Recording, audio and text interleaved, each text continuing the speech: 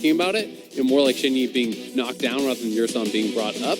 But we'll see if TSM can shape up here today, because I do agree with Mark in that this is not really like a full development team. You have the friggin' reigning MVP on your squad, right? Yeah. Tactical is coming back from Worlds. Like there's a lot of experience, a lot of success that these guys have had over the years, and you really want to see them make good on that, have some strong individual games. Going to be interested to see if they mix things up, even just as far as the champions and the setup. Like, do you play towards Spica and just try to enable your MVP and say, hey, carry us to some wins here? Well, let's go ahead. Let's get through it a little bit. Champion Select is already underway. It's Corky, Caitlyn, and Tom Kench banned out by TSM. Zeri and Gwen remain banned on red side. Karma's going to be the third one. First pick Jinx for TSM. Answer from Immortals is Aphelios with the Thresh this time. They wanted that pairing, with the response being Orianna and a Lulu on the side of TSM. This could be roaming top Lulu again. Remember, Huni actually did already play that for them once, so they're picking it early here, but it's a flex. And we might get to see Power Reveal playing the Ahri. This should be really exciting. Let's go.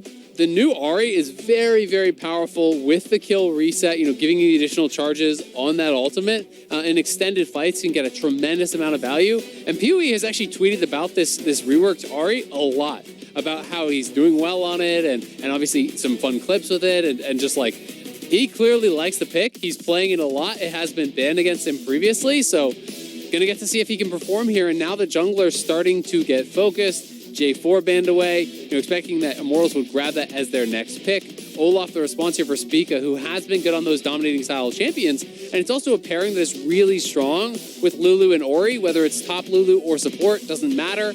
I might expect to see something like a Xin Zhao ban as well. Absolutely. I think that pairs also really, really well alongside the Olaf with these enablers. The question now becomes, where does Spica take it if you want to go for these aggressive picks? Because you can go Lee Sin, but Lee Sin doesn't have the kind of consistent damage that you're really looking for with that style. Right. You can go Poppy that he's already played, but again, that doesn't really fit into that same kind of benchmark. So now you're more in, if you're going towards the traditional junglers, maybe a Viego or something could fit into that as far as someone who's high damage. Hecarim locked in here for the side of Immortals. Yes, some powerful dive. We've seen the modern-day Hecarim builds that have the Kim tank with the Muramana that he's also able to stack up the tier by doing the helicopter with. Very, very powerful stuff there if he's able to get ahead. We already know that Hecarim is one of those champions that is very oppressive when ahead. If Xerxes can get off of the races with this, it's scary stuff. Ooh, okay. Backstealing a little bit more old school. So going towards the Udyr. And if they do go for the Nautilus here, I believe this is the most played. So yeah, it's going to be roaming top again. Okay. And we'll see if they can actually make it work a little bit better this time around. Most played for your son in Academy was the Nautilus. So he is getting comfort here. And we have to find out, can they improve on what they actually showed last time, where they lost in this kind of awkward base race scenario. And honestly, Huni did not look that good on the Lulu top. And I really like the Camille pick here from Immortals as the answer. Camille is a powerful split push option, the ability to always have the Sheen item. She loves prioritizing this, how effective she can be knocking down turrets with it, along with the fact that her ulti is a no, you're 4 levels under me and it's time to die button. And that means that if they ever manage to catch Huni out of position, which can happen sometimes. We know Huni plays it a little fast and loose here and there on League of Legends and Summoner's Rift. He's been known to do a little trolling. Maybe known for a little trolling here and there. It means that the punishment is guaranteed. Yeah, and I just think that you're going to play Cole Camille. You're going to scale to infinity, getting free plates in the side lane. Being able to have that, as a last pick is very, very powerful. The engage tools, even if you group with Hecarim, Ahri, Camille is very, very strong to lock down someone like the Jinx, have the CC of that Hecarim fear, Ahri flying in over top, trying to burst them down. But I don't think you need to group. I really think people are getting baited into grouping against these roaming and shader comps, where if they create a massive advantage through walking down side lanes, and then they think they're far enough ahead that they can group, and shaders don't care how far ahead you are. That's the game they want to play in 5v5. So if you get way ahead by playing side lane on the Camille, I would like to see them close the game through split push. I agree. Don't group. Refuse to play their game. Just kill the towers. Force them to respond to you. Because when you're talking in the later stages of the game, if Camille's on, 2 full items, there's just no one on TSM that can answer you in a 1v1 whatsoever. So you're going to have to send multiple members, and then that opens up opportunities for your team to make cross-map plays if they're overloading the side where revenge is. So it's going to be an interesting one. Really going to have to track what Huni is able to get done. Oh, yes. He started the pink here, defensive pink, plus the Spell Thief, so pretty standard. A lot of people will just skip the pots. But how he wants to play this out exactly is going to be interesting. I think they might go for some sort of an invade. You can see Huni off the recall heading towards bot.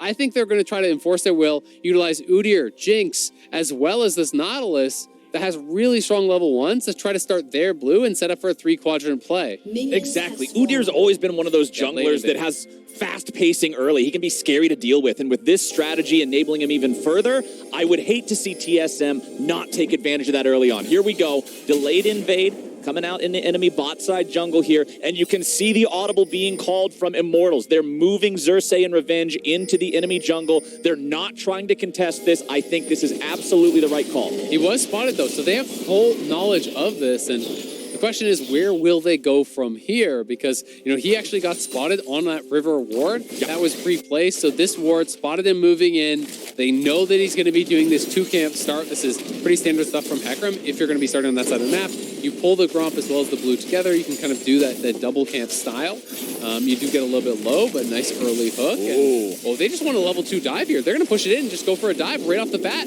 Crash the wave and go for the 4v2 play underneath the turret at level 1. Turtle with the flash away. The flash follow comes out, but it's still first blood over to Immortals. Giving a 1-for-1 trade so far. Destiny falls. It'll be a 2-for-1 for TSM. That is super worth. I love that adaptation, knowing that Hecarim's going to be on the other side of the map. They just force a play instantaneously. Hard shove here at level 1. Nautilus walking past the wave. I'm going to direct your eyes to one number on the screen. Let's see it, sir. And it's that one. Oh, it's a big old donut. It's a donut. There's no farm on Turtle. And now they're going to proxy the wave here.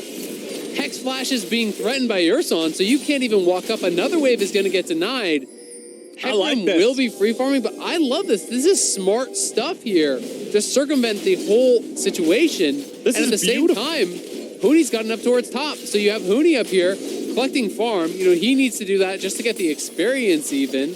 Yes, he doesn't have any gold. Who cares? They're just basically playing a 3-man bot and trying to really screw over the Zephelios. It will put Speak It down as far as like his pacing. Yeah. But because the Hecarim had a weird start himself, it's not like he got to do a 6-camp clear, right? He got to do 3 enemy camps with a baby leech from his Camille and then walk back to his own blue quadrant. So really, really cool stuff. I like this adaptation. But I will say, it kind of gives me that like sick feeling in my stomach. I'm like, oh, it's actually just lane swap meta, isn't it? Yeah, a little bit. It's actually just lane swap meta, where we're playing lane swap meta, and the top laner forgot that he can't lane 1v4. Like, they stayed, and they just said, well, we're just going to play how you used to play an old school lane swap. You overload one side, and if they don't leave, you dive them. And that's exactly what happened to Wild Turtle and Destiny. And this is giving me absolute deja vu and throwbacks to when we saw lane swap evolve on stage, and it was like, what if you just defended with less people? And then it turned out, well, they bring one more and they dive you, and then you're like, what if I just didn't lane till 10 minutes, you know? What's that old school quote? Those who do not learn from history are doomed to repeat it. We've lost those old VODs so far back now that it's not fresh in players' memories, so now they're able to be blindsided by it. Really cool. It works out great for TSM, man. This is the kind of thing we wanted to see. The desk was talking about how they wanted to see a more coordinated TSM. Yep. Well, 4v2 diving 2 dudes at level 1 is coordination in my book. Yeah, that is great stuff. And yes, they are going to lose one person to it, but who cares? Huni died. You gave over first blood. That's not the greatest, but it went to Thresh. So again, who cares? Yes, right? Doesn't matter. It doesn't really matter. It just kind of equates in boots. Power of Evil, though. Nice little chunk there on K2O. Yep. Huni roams over to help him, but hey, it doesn't really matter too much. Yep, exactly. Huni's just going to be kind of walking back and forth here. And Speak is going to be looking to fight, you know, anytime he can find someone. But I think Xerxes is doing the correct thing. You cannot contest, so you cross map. You just go over here, you steal these camps.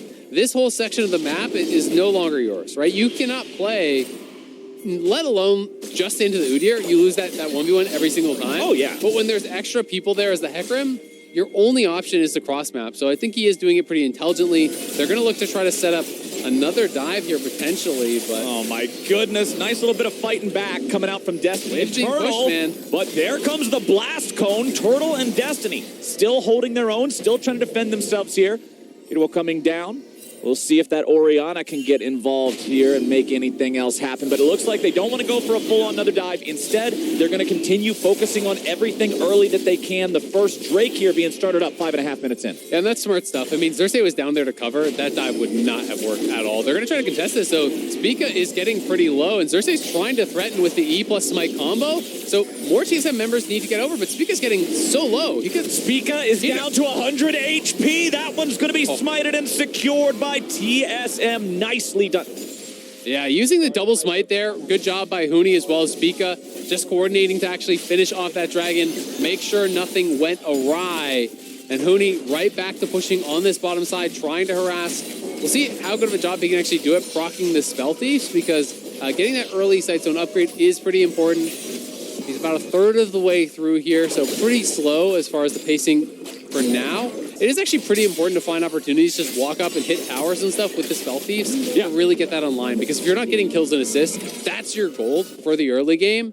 And getting the second Sight Zone is a powerful part of this kind of strategy. You know, it's huge. It's really back to the double Sight Zone with junglers that we used to see. You can kind of maintain full vision control, which allows your jungler, who's supposed to be way ahead, to kind of snowball the game. And it plays into the fact that when you opt into this strategy of a Smite top support, the pressure's on you to create the situations that you need in the game state. Because if you're not doing that, the game will naturally evolve to a point where they still have 5 players and you've essentially got 4 of them, right? With an extra polymorph or an extra Janna shield or whatever. It's still not a full-on player. And a big hat. Yeah, you got 4 of them and your buddy's little brother who tagged along. Hey, we'll give you a controller that may or may not be plugged in. That's sort of where you're at. So I need to see TSM keep up this pressure. I need to see TSM keep up this flow. The gold is currently almost a 1,000 lead for Immortals. That's going to shrink up here as some of those waves get farmed up a little bit. And continue to keep your eyes on Revenge, who has taken that top lane turret down to a single plate. TSM does not want to lose first turret here, so they're going to swap their bottom laners up here into the top side. Immortals will respond in kind, and Revenge will get to work doing the same thing bottom that he was doing top. But TSM's going to be doing the same thing top they were doing bottom. Let's see if they can do it here in a 4v3. Doesn't look like it. Nice wave clear from Immortals. The wave clear is not present at level 1, but now that we've gotten to level 4, gotten to level 5, especially with Aphelios having the Infernum, it makes it that much easier to nuke the wave and stay safe. And Xerxes has been really good at actually covering the dives at the right timings without completely destroying his own game, right? You know, he's actually been keeping up a good amount of farm, even though he has to cross map. And I think we might just be getting a Hullbreaker rush from Revenge. Like, you could just go straight Hullbreaker and just walk down the side lane the whole game and force them to respond to you. And I really do feel strongly that that is the play.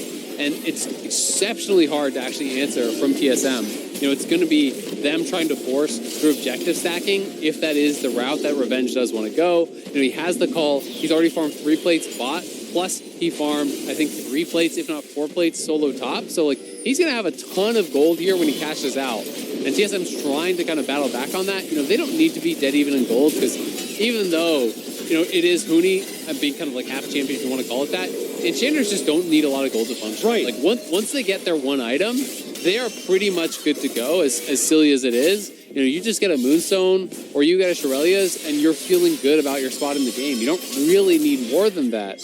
Well, Revenge, even though he had to move to a different location, he took 4 plates from the top turret. He took all 5 plates and first turret bonus here in the bottom lane. This is what I was saying, how I love this Camille pick into this composition. She can do this so effectively here in the side lane. You saw when TSM was pushing top, they got the Herald. They were trying to beat him to the punch a little bit there. Richard is in every... Holy smoke, man, that's a very wealthy man. There, Flowers. Golly, Isaiah, Would you look at that? Rich solo laner. Mr. Moneybags up there. Yeah. He's got the Hullbreaker. So it is, in fact, Hullbreaker rush. Walking down side lane, baby. Get the value there. Buff up those minions. Bonus damage to the towers. It's going to be feeling really, really good. And TSM, of course, will be able to respond. They'll use that Rift Herald here in the bottom lane. They'll get the money onto Tactical. They'll take down a turret of their own. But here's where things feel like they start to get a little tough for me for a lot of these teams that are running the Smite top strategy is, all right, you had a nice early start with a couple of plays, but it didn't turn into a total avalanche. Yeah. And now you're dealing with the fact that there is this Fed split pusher. I want to see how TSM answers. And I mean, I think their hope is just going to be less about blowing out the early game, because obviously that's not going to happen in this one, and more just, hey, we just have better 5v5 comp. We have Orianna Jinx with 2 frontliners who have good engage and an enchanter. And usually you cannot craft that composition, because usually if you take the engaged support, you don't get the enchanter. That's one of the kind of valuable things here, is that they have high DPS mid laner that's magic damage, high DPS bot laner that's physical damage, 2 tanks / engage, and an enchanter, right? And it just makes you have this kind of like ultimate juggernaut 5v5. So the question is, can they continue taking these dragons on spawn and force Immortals' hand? Or can Immortals get so rich that by the time they actually do come to a dragon, they just have, this revenge Camille that's 3,000-4,000 gold ahead individually, and he just flashes onto Tactical with his ultimate and Hecarim coming through and one-shots the Jinx, then the game ends. Yeah, one-shot him through the Lulu, through the Orianna shields, whatever. If Camille's that far ahead, Q2 being a Cho'Gath ult is a meme for a reason, right? Like, there's a little truth in the joke there. There's a little more than a little truth sometimes. But what we are looking at is a TSM that does have 2 Drakes already under their belt, 11.5 minutes into the game. Against these strategies, taking even a single Drake is so important for the other team to just slow down that soul, slow down that pace. Now, of course, this time around, TSM's not super happy to see that the soul is the Cloud Soul as opposed to something like an Infernal, like a Hex Soul, like what you were talking about, but they still need to keep that control over the neutrals. And flat move speed is still super valuable for a lot of these champions. I think that is kind of the most overlooked part of it. People talk about, hey, LT CDR is not that good, and the kind of boost in move speed when you go into ultimate it's situationally good. For some champions it's amazing, for others it's trash. Right. But 10% flat move speed is still very powerful, but definitely not the one you were hoping for if you are TSM or a TSM fan. Revenge, already 2 fully completed items.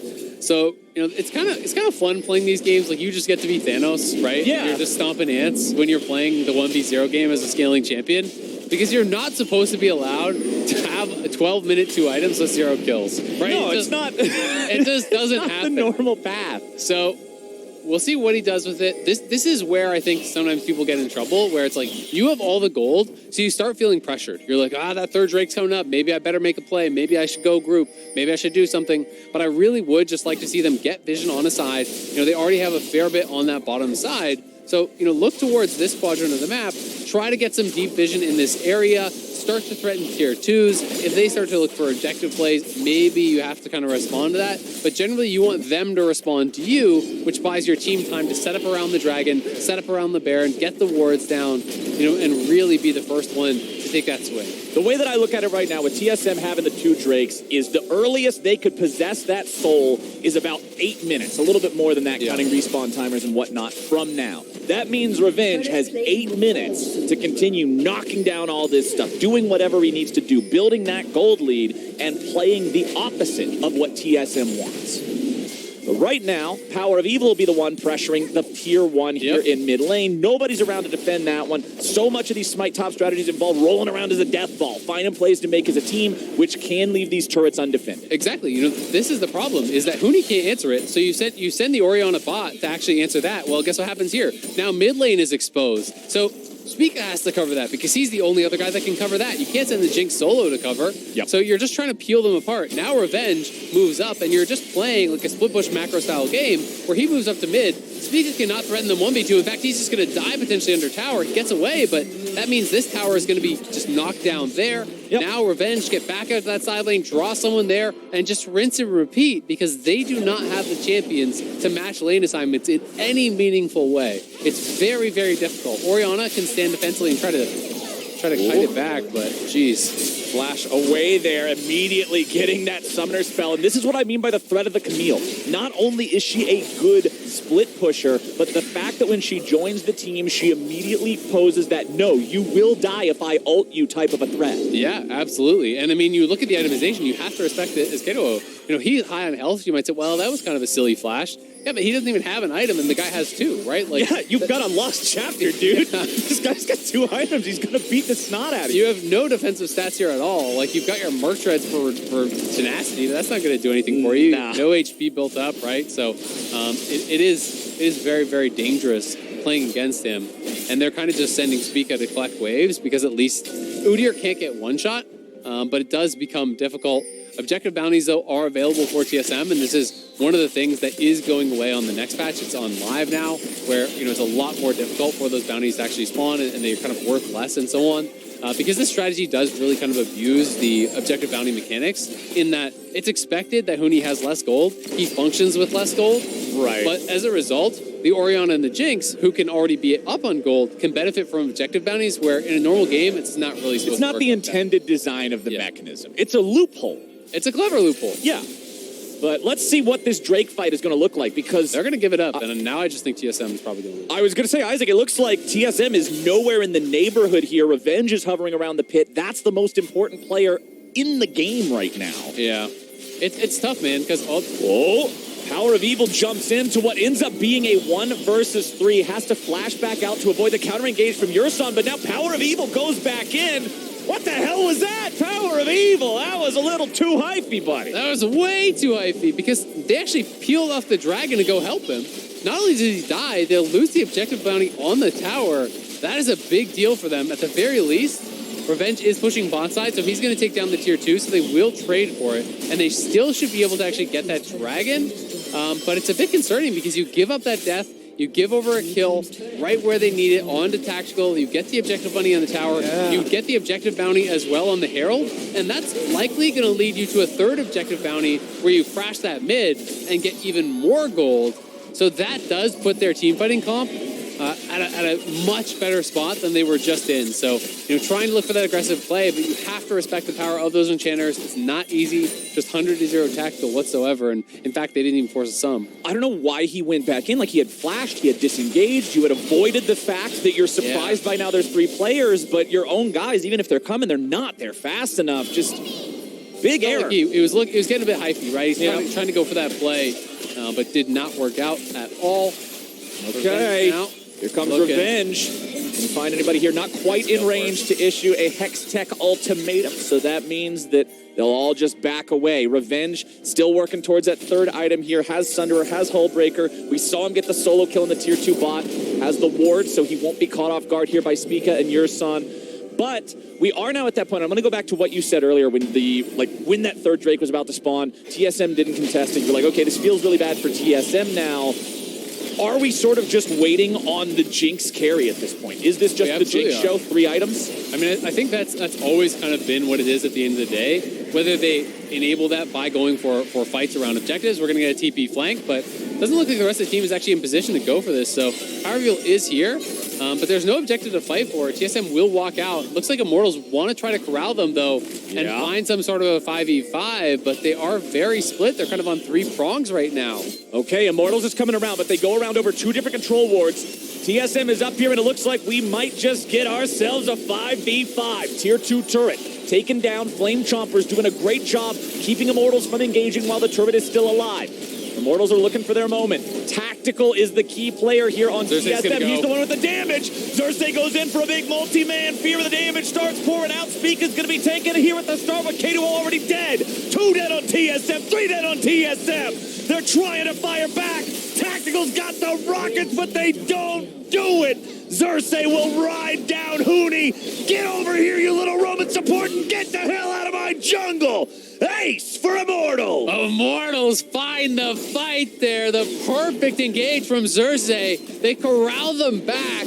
And on the Bud Light Ace, we can see it one more time. Xerxes just wrapping around the outside here. And as this TSM, they realize they're pinned in, so they try to run through him. But the multi-man Fear, and look at K2O. Fear towards the tower. Xerxes spots it immediately.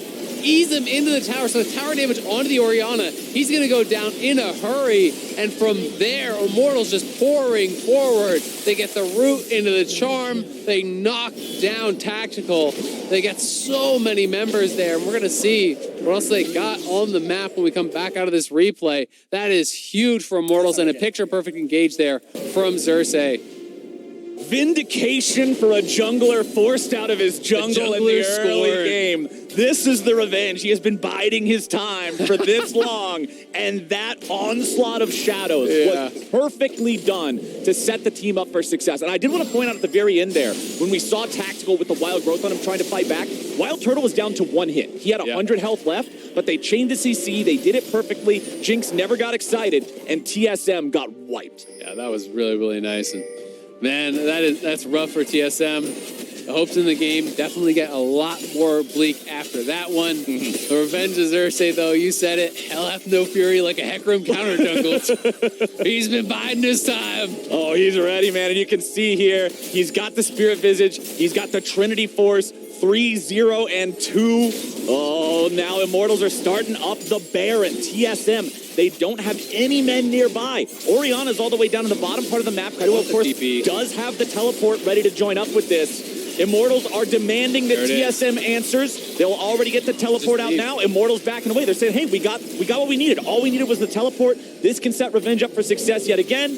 We'll see if they really want to go for a fight after this. They don't really have a whole lot of vision in here. Wild Turtle will be the one to clear out that ward. Don't put anybody else in danger. Immortals now has the faster path to the mid lane. That means they'll get the tier 2 turret there. So nicely done, Immortals. They may not get a single kill. They might not get a whole lot of battle. But hey, you got the teleport. You got the tier 2 turret. That's a big win. Their macro has actually been really clean. I love how they're playing out this game. You know, Revenge is grouping just enough to still keep pressure on the side lanes, but not completely neglect the team. So he's had a really good balance. And you push out there, you start up the Baron. Because Kato is showing bot, you know he has TP. You get the TP off him. Now you play with TP advantage because TSM only has the one since Huni's running Smite. Now Power of Evil can go push out bot. And Revenge can actually group until his teleport is available. And you can keep kind of ping-ponging them across the map, forcing someone from TSM to always be answering in the side lanes. Another dragon going to go the way here of Immortals. So Soul is a lost cause now for TSM. Long gone. And it's really tough because it's not even going to be a Soul for Immortals where you can then say, oh, maybe we can get like an Elder fight and win the game that way, because that's kind of pushed back here as well. So TSM just going to continue scaling. All hopes really on Tactical here, but nice charm. Weaved it right through the minions. And honestly, because you're talking about this coordination and this macro play and all of this, I love this for Immortals, because that's what the problem seemed to be for me in the first couple of weeks. And what we saw in lock-in is you've got experienced players, right? Like, you've got all these guys that you would expect to be able to form a coherent team in League of Legends, and they weren't on the same page. It seemed like some people were going in, other people were still on the way. It was messy, but this is clean, and this is a great sign moving forward for this. This is really clean. They do have to close it out. We have seen a lot of games against these kind of compositions, these Roam Smite tops, where people are massively ahead, and then it just turns out drafting really good 5v5, they find the one fight, the hyper carry takes over, and it's GG, right? And so they have got to be careful about that, but Revenge is monstrously ahead of the pace of the game. He already has his Titanic, which gives you super crazy burst when you have that Q2 plus the Sheen proc, plus the Titanic proc. It's an incredible amount of burst that you can have. And as his TP is coming back up, now they rotate Power of Evil over to be with the team. Revenge takes his spot down on the bot side. And this is just really, really smooth stuff. You know, they're finding these angles to push out sides constantly. They now have 2 TPs to 0 up right now. And you can see TSM is having to answer waves, which kind of loses their pressure in these lanes. And even the Jinx ult has to actually start, being used for scouting, which means Immortals are in such a great spot. They have this 3-man, 4-man squad threatening. No one can answer Revenge. So now you get off the Baron and you let Revenge do the work. Just peel off this. There's no reason to commit to this. Immortals backing away here. Power of Evil steps off with the rest. Everybody's fine. Everybody's fine. They don't have to worry about this at all. Gone. Revenge is doing the work bottom lane. TSM has no answer. Kaido's the closest. He can't teleport to the fight if a fight would happen up here. He can't deal with Revenge in a 1v1. No shot. Other teams, take note. This is how you dismantle this strategy. Now guess what? Kato comes down, you start the Baron again, because Revenge can TP to join. If they engage on this, Revenge is going to TP flank them, and Orianna won't be there. Now, Xerxes is a little bit hurt here, so he'll have to eat all of the honey fruits in the river. He'll be able to get some of that health back. Yurson's now alone with the rest of TSM trying to push up the wave here in mid. TSM have still not taken out that tier 1 turret in mid lane. Xerxes, he'll back away from that ward there. The Chompers do not arm in time. And the Immortals gold lead builds up to almost 7,000 now. And now it's so hard for them to play topside because there's going to be the threat of the supers constantly. And guess what they do? Back to the Baron. Force him to come. Force him to respond. Anytime someone shows bot, you start Baron. You say, all right, time to group up. Get over here. Bot wave will be pushed in. Revenge is here to threat. Okay, we've got the Ahri getting away. Power of Evil is just fine here. But the Baron will drop. Whenever Aphelios has the Chakrams ready, they can take that down so incredibly quickly. Baron over to Immortals. Now's the time where we really get to see how well they're going to work as a team to go aggressive on the macro. They've already got one inhibitor gone. I think this could just be going for the throat right now. I think so too. I mean, this is pretty much picture perfect. I think you send Revenge, bot is going to push naturally, put Revenge mid, have the 4-man squad top. You can kind of have a roam squad, in between those lanes up on the top side. If you have people pushing here, you have people pushing here, bot's going to push naturally, and then you kind of have this area, in the middle where multiple members can kind of bounce back and forth between those lanes and really escort them in.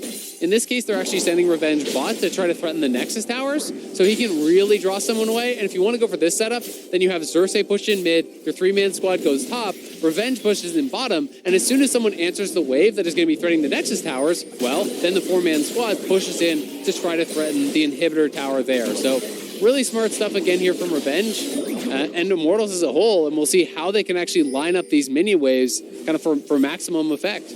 Well, the doomsday clock is about 11:55 p.m., my friend, for the side of TSM. They've got to hold the line here. Pretty much what you've got is what you're going to have for the fight now. There's no more time to scale up. There's no more time to say, hey, we just need to complete another item. TSM, let's see how well they can do this. To the towers at the exact same time. That's why Revenge was not autoing the mini wave, by the way. To actually sync this up so they're all coming at the same time. Really good stuff, but they're looking for the engage. They look for it top, but they can't find it. Instead, they take a bunch of damage in return. Tacticals at 1/3 HP. Hooney's at half. Wild Growth was not used. That's very important. Turrets being pressured, mid and top. Mid lane's just constantly being chunked away by that little cannon minion. They're going to lose all their towers. Has already made his way towards the Nexus turrets. Mid lane tier 3 is down with the inhibitor now exposed. Power of Evil will put the last bit of damage into that, and then you're going to have 2 lanes of super minions spawning. Tactical moves over, but even the cannon minion alone doesn't require Power of Evil's auto attacks to take down that inhib. Meanwhile, hope y'all didn't forget about Revenge, because he's still leading the charge here bottom lane. Kaidoa will do whatever he can to try to clear this out, but now Power of Evil is freed up to join in as well, and the first Nexus turret falls. 2 turrets left in the TSM base. One guarding the inhibitor top that's half dead. One guarding the Nexus, still mostly full HP. TSM, they know this fight is coming, and if they do not execute perfectly, the game is over. Absolutely, and they're the ones that have to force. If you don't force, Immortals has no reason to fight. You never fight here if you're Immortals unless you find a free win there. Oh, Turtle almost burst down by Tactical. That was really close. Tactical, some nice rocket crits there, nearly killing off the enemy 80. Carry Revenge has to get away now as Yursong goes for the ulti on the split pusher. Revenge with that stasis. Can he get away? He's barely left alive, but the zap gets him. The shutdown, the first death of the game on Revenge, will save TSM's life for now. Buys him a little bit of time there, trying to dive Spica. A bit overzealous. You can slow play it. You don't need to force. But because they have control of this area, we'll see if they can still get that dragon. They should be starting it up here. Aphelios needs to get down here and just try to burst it out quick, but it looks like TSM, with no vision in this quadrant, aren't even going to try again. Because you've been pinned into your base, they're just trying to get some vision out on the map. They're trying to say, all right, Baron's going to be the next objective again. Dragon, assuming, is going over to the other team. So they're up here in this section, trying to get some wards down, trying to extend that area, maybe get some sort of a pick, but it's a very, very difficult game to play from here. Man. And when you talk about Cloud value, some of the best champions in the game for Cloud on the other side. Hecarim gets his damage from it, and also the move speed boost off of your ult is great. Ahri as well is so slippery with that additional boost of movement speed. You can R forward, have the move speed boost, actually sidestep a hook, to close the gap for a charm. Things like this are really, really powerful. Okay, TSM. They're trying to push back out of the base, get these waves as far out as they can get them. Fortunately, TSM did not lose all 3 inhibitors. The bottom lane inhibitor has now respawned as well, so it's not like they're totally trapped in the base under the pressure of the super minions. They're trying to... Oh, no! Power of Evil one-shots Huni with the combo. Let him know with the thumbs up, and it's 5v4 for the next 30 seconds. And that is really great patience. He waited for so long.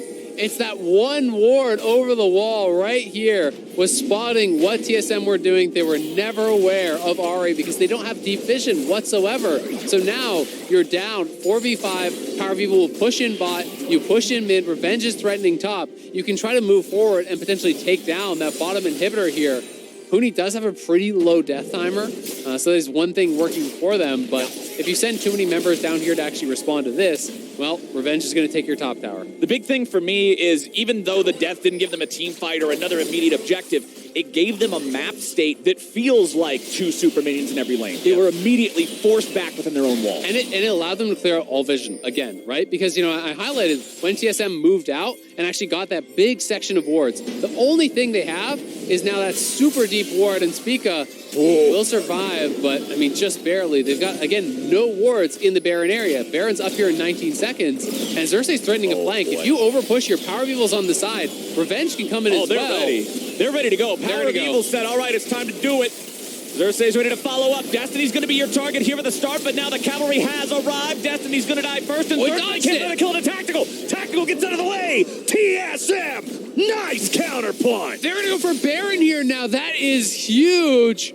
The Gale Force play there from Tactical, dodging the engage. Urson buying so much time as well, slowing down Xerxes. TSM probably can take Baron here straight up, but it is going to be 2 solo laners in the base, and they can try to threaten a kill and potentially even an end here. If TSM can't actually finish that Baron and get back, Urson has to come. Oh, man, if this was in the before times, the whole arena would be screaming TSM off of that one. Beautifully done from Tactical there to outplay him and slay him, and now they got the Baron to buy a bit more time.